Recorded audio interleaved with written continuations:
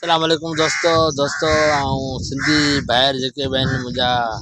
YouTuber आहिनि जेके Facebook हलाइनि था जेके ॿियो धंधो कनि था नौजवान आहिनि जंहिं वटि टच मोबाइल आहे उन्हनि खे दोस्तनि खे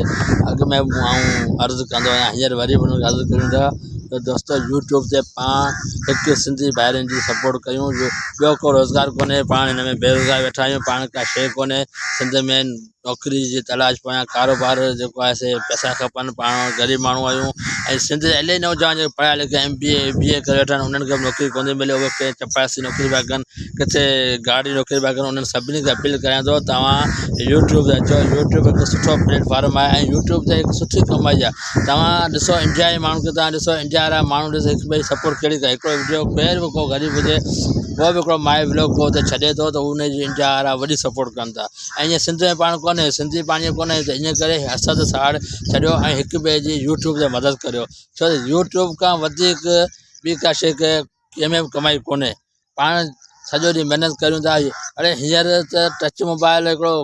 गॾे वारो उन वटि टच मोबाइल आहे उन वटि पंहिंजो अकाउंट आहे इन करे पाण हिक ॿिए सपोर्ट करियूं हिक ॿिए जो पाण जेको आहे वॉइस टाइम जो वॾो मसइलो वॉइस टाइम जो आहे उहो पाण हिक ॿिए खे सिंधी ॿार जेके आहिनि उहे हिक ॿिए खे ॾिसनि तॾहिं बि हुननि जो कमु भलो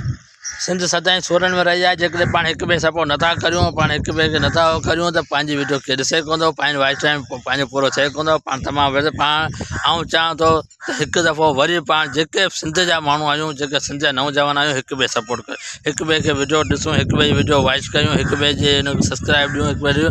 सिर्फ़ु 1000 माण्हू हिक ॿिए जी सपोर्ट कंदा त उहो 3 महीननि में उनजो चैनल वायरल थींदो ऐं हू पंहिंजी कमाई लॻी वेंदो ऐं सभु माण्हू पंहिंजी कमाई लॻी वेंदा इन करे दोस्तनि खे इहा गुज़ारिश आहे ख़ासि करे मुंहिंजे ज़िले जा माण्हू बदियुनि जा माण्हू उहे टच मोबाइल हलाइनि था ख़ासि करे सिंध पूरी पाकिस्तान खे चवंदो हिक ॿिए जी सपोर्ट कयो पाण हिकु ग़रीब मुल्क आहियूं पाण हिकु कंगाल थी विया आहियूं इन करे पंहिंजे बचनि जी रिज़्क लाइ ॿी का तलाश कोन्हे पंहिंजे टिकटॉक जे ज़रिए हिकिड़ो प्लेटफॉर्म सुठो प्लेटफॉर्म आहे पाण ते अची पाण हिकु सुठी हिकिड़ी